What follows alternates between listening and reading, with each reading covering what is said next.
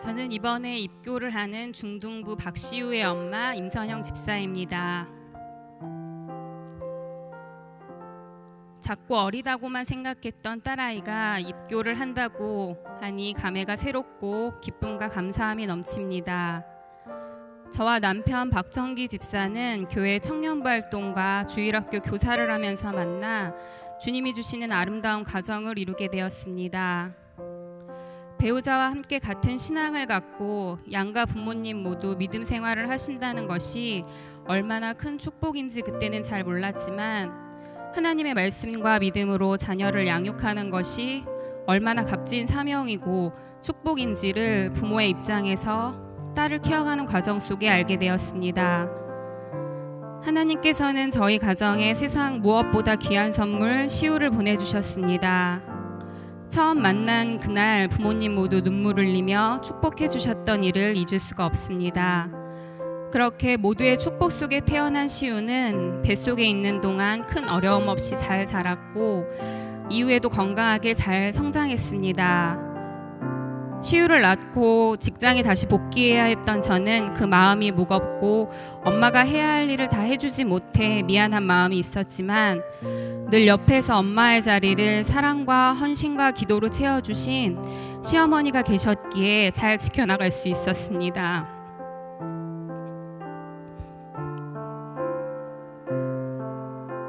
건강하고 예쁘게 자라던 시우도 어느덧 중학교에 입학하면서 사춘기에 어려운 시기가 있었습니다. 갑자기 변해버린 시우의 모습이 낯설고 이해하지 못한 상황들로 시우를 혼내기도 하고 싸우기도 하며 여러 달 눈물을 흘렸던 기억이 납니다. 때마침 저에게 제자훈련의 시간을 통해 기도하고 묵상하게 하신 하나님이 계셨습니다. 직장에서의 바쁜 업무와 새롭게 시작한 일들 때문에 제자훈련을 한다는 것은 그 어느 해보다 큰 부담감이었지만 제자훈련을 권유해 주신 권사님의 도움으로 시작할 수 있었습니다. 저의 궁핍한 마음을 알고 계신 하나님께서는 제자훈련의 길로 저를 인도하셨습니다.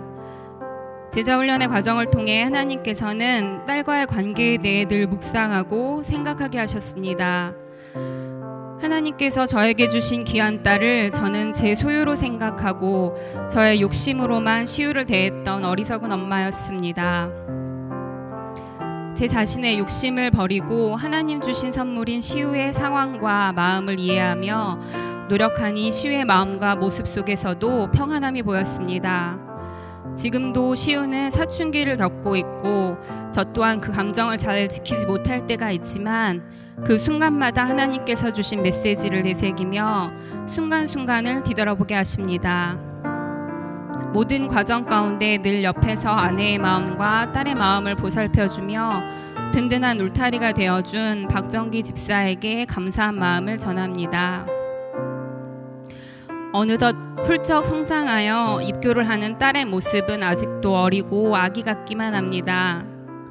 오늘 그 작은 입술로 예수님을 구주로 고백한 시우가 앞으로 하나님의 자녀로 귀하게 쓰임받으며 세상 가운데 빛과 소금의 역할을 감당하고 하나님께 영광 드리는 자녀로 성장할 수 있도록 늘 기도하고 노력하는 부모가 되겠습니다. 감사합니다.